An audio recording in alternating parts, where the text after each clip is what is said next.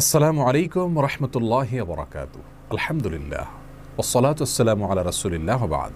সুপ্রিয় দর্শক শ্রোতা ভাই বোন, আমাদের জীবনে এমন কিছু সময় আসে যখন দেয়ালে পিঠ থেকে যায়, যখন আমাদের নির্দিষ্ট চাওয়া পূরণ করা ছাড়া আর বিকল্প কোনো পথ সামনে খোলা থাকে না। এ ধরনের পরিস্থিতিতে আল্লাহ রাব্বুল আলামিনের কাছে আমাদের মনের একান্ত কামনা বাসনাগুলোকে পূরণ করবার জন্য একটি বিশেষ পথ বাতলেছেন আমাদেরকে প্রিয় নবী সাল্লাল্লাহু আলাইহি ওয়াসাল্লাম, আর সেটি হলো ইসমে আযম। ইসমে আযম মানে হলো মহান নাম। আল্লাহ রাব্বুল আলামিনের এই ইসমে আযম তথা মহান নামের মাধ্যমে কোনো কিছু চাওয়া হলে তিনি সেটা পূরণ করেন। এই নামের মাধ্যমে আল্লাহকে ডাকা হলে তিনি সেটাকে সাড়া দেন। এ মর্মে নবী আলাইহিস সালামের অনেকগুলো হাদিস রয়েছে। অনেক উলামা একরাম ইসমে আযম সম্পর্কে বলেছেন যে এটি হলো আল্লাহ রাব্বুল আলামিনের যে মূল নাম আল্লাহ, সেটি তার অনেকগুলো গুণবাচক নাম আছে। তমধ্য থেকে আল্লাহ রাব্বুল আলামিনের যে মূল নাম আল্লাহ, এই নামের মাধ্যমে আল্লাহ রাব্বুল আলামিনকে ডেকে যদি বান্দা কোনো কিছু চান কায় মনোবাক্যে অন্তরের গভীর থেকে, তাহলে সে দোয়া আল্লাহ রাব্বুল আলামিন অবশ্যই কবুল করেন। এজন্য কোনো কিছু আল্লাহ রাব্বুল আলামিনের কাছে চাওয়ার আগে যদি আল্লাহ বলে ডেকে ভালোবাসা থেকে, আস্থা থেকে, ভরসা থেকে, কায় মনোবাক্যে দীনতাহীনতার সাথে আল্লাহকে ডেকে যদি কেউ দোয়া করেন, তাহলে সে দোয়া আল্লাহ রাব্বুল আলামিন ফিরিয়ে দেন না।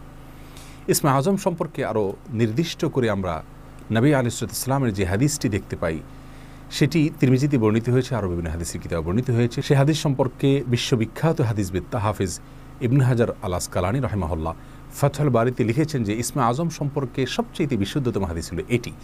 আর সেটি হলো এই যে বুরায়দা রাদিয়াল্লাহু আনহু বর্ণনা করেছেন, এক ব্যক্তি নামাজের মধ্যে একবার কিছু বাক্য বলে উঠলেন। নবী সাল্লাল্লাহু আলাইহি সাল্লাম তার কথাগুলো শুনলেন। তিনি বলে উঠলেন, আল্লাহুম্মা ইন্নী আসআলুকা বিআন্নী আশহাদু আন্নাকা আনতাল্লাহ লা ইলাহা ইল্লা আনত আল আহাদুস সামাদ আল্লাযী লাম ইয়ালিদ ওয়া লাম ইউলাদ ওয়া লাম ইয়াকুল লাহু কুফুয়ান আহাদ। তার মুখে এই বাক্যগুলো শুনে নবী আলাইহিস সালাম বলেছেন, নিশ্চয়ই এই লোকটি ইসমে আযম পাঠ করেছে। ইসমে আযমের মাধ্যমে আল্লাহ রাব্বুল আলামিনের কাছে কোনো কিছু চাওয়া হলে তিনি সেটা ফিরিয়ে দেন না। এর মাধ্যমে আল্লাহকে ডাকলে তিনি অবশ্যই তাতে সাড়া দেন। এই হাদিসের ভিত্তিতে অনেক মুহাদ্দিসিন ইকরাম বলেছেন এটি হলো সেই দোয়া যেটাকে ইসমে আযম বলা হয়, যার মাধ্যমে এটি পাঠ করার পর আল্লাহর কাছে কোনো কিছু পেশ করলে সেটাকে অবশ্যই আল্লাহ তাআলা পূরণ করেন। মনের যে কোনো ভালো আশা আল্লাহ তাআলা পূরণ করে থাকেন।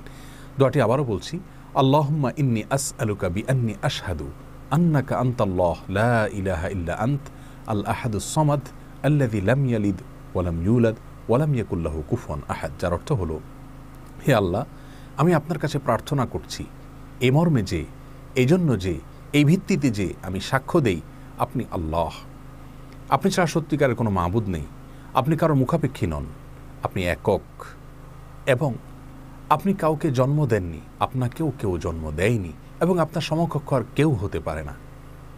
এই বাক্যগুলো পাঠ করে আল্লাহর বড়ের কাছে কোনো চাওয়া পেশ করলে তিনি অবশ্যই সেটি পূরণ করেন।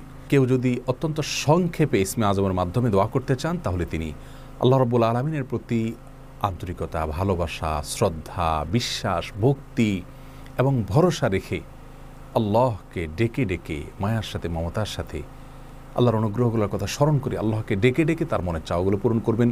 এটা হবে ইসমে আযমের সবচেয়ে ছোট ভার্সন।